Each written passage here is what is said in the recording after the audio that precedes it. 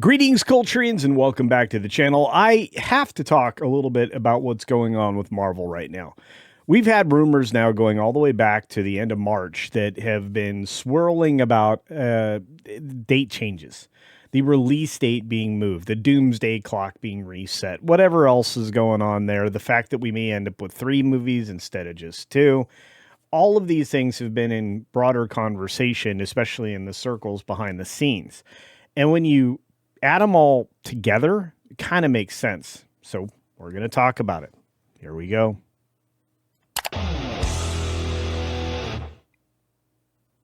Now, before we get started, just a real quick reminder, I am trying to get to 50K. If you are not subscribed now, just click on that subscribe button down below, turn on the notification bell, and turn on all notifications. Then hit the thumbs up button, and we will be right as rain, as good as we can possibly be, and I will have to say thank you to each and every one of you who've helped get me closer and closer to this goal.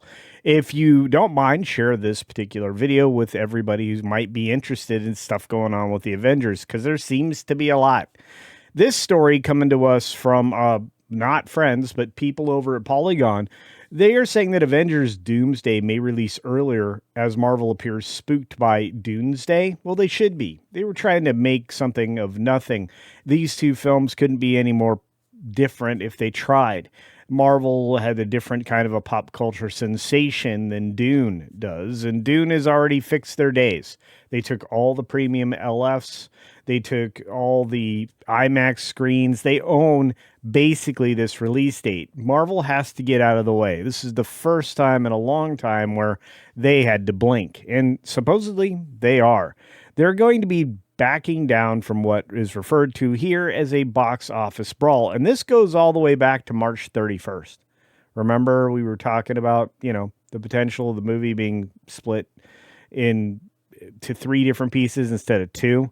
The idea that Doomsday was going to be something of a beginning. There would be a middle, like a battle planet kind of a thing, and then some final resolution.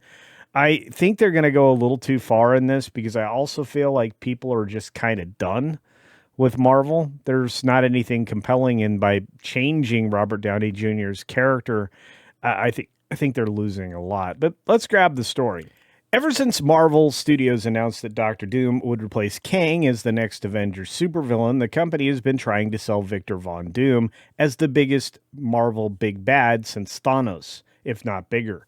Given how much Marvel's prestige has fallen in recent years, this was already a hard sell, and now Doom's authority may soon be undermined, even more if he's seen to be backing down from a fight with a mere sandworm.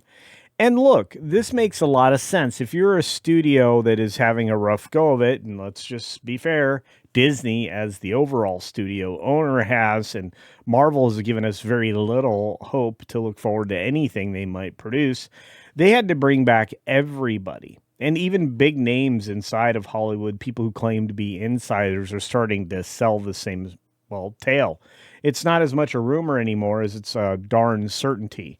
According to film critic and insider John Campea, now that Jumanji 3 is moved from a December 11 release to Christmas Day, trying to put itself behind Doomsday and Doomsday and Dune, Marvel Studios is considering moving the release date for Avengers back by, several weeks, putting it on the December 11th release day that Jumanji just vacated.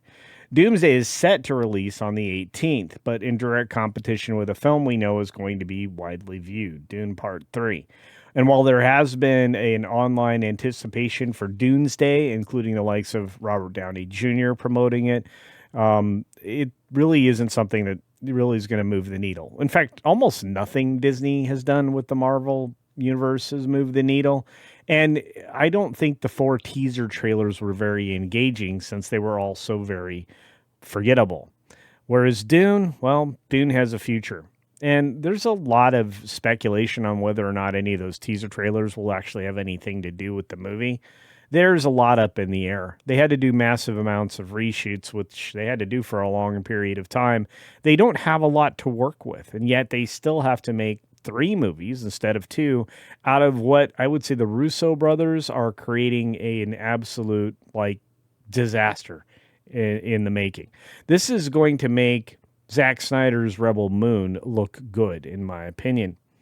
Now back to the story. Now, while there's an argument to be made that the massive desertscapes of Dune Part 3 make for a better fit in IMAX, the fact that Marvel's biggest film in 7 years won't get an IMAX release is a tremendous letdown.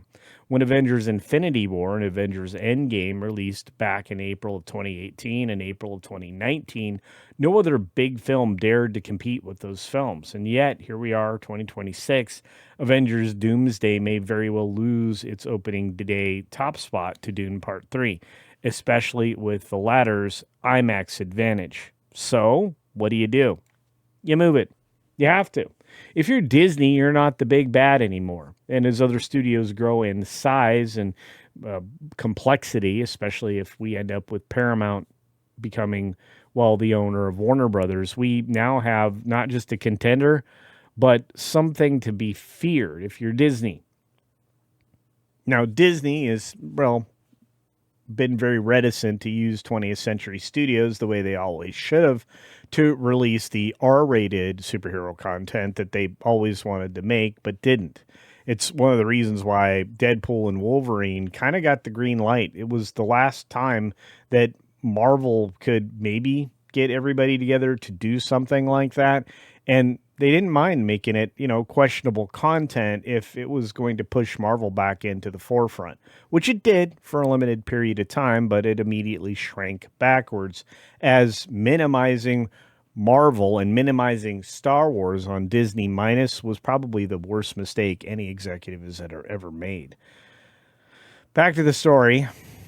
This is why Disney is reportedly considering the move. If Avengers Doomsday releases on December 11th, instead, it will have a 1-week window where it can be viewed on IMAX screens before Dune Part 3 takes over those screens a week later and stays on those screens for quite some time.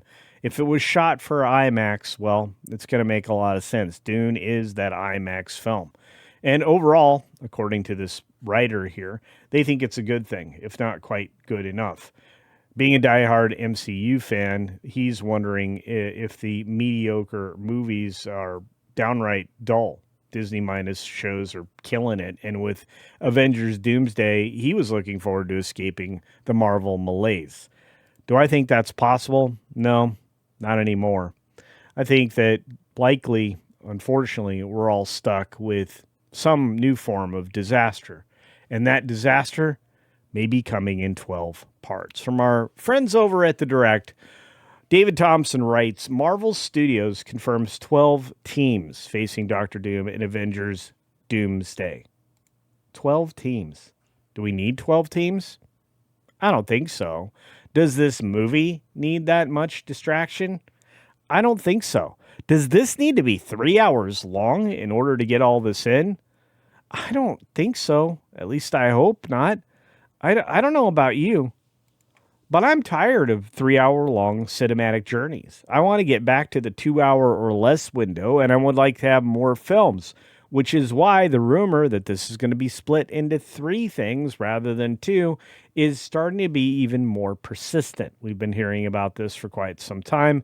Insider WDW Pro had a lot of insight into this, and even through some of my connections, I have heard some things. Now, people like Daniel RPK is talking about this. A lot of people are talking about it. You can't ignore it anymore. And while things still remain in quote-unquote rumor territory, moving the date is got to be done. And the scale of this and the enormity of it all, well, there's no other way to make this work. 12 teams? I mean, does anybody know half these characters? You're going to have 12 superhero factions set to clash against Victor Von Doom, played by Robert Downey Jr., for some inexplicable reason. And throughout the entirety of the multiverse saga, fans have yet to witness a truly large-scale Avengers assembly, well, other than, obviously, Endgame, which was where we all should have ended and started anew and brand new, all over again.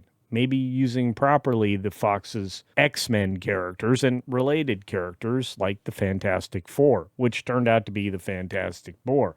In fact, not one of the films that were supposed to be tent poles for Disney's in 2025, outside of that animated Inside Out 2, really ever felt like they mattered. And you know what?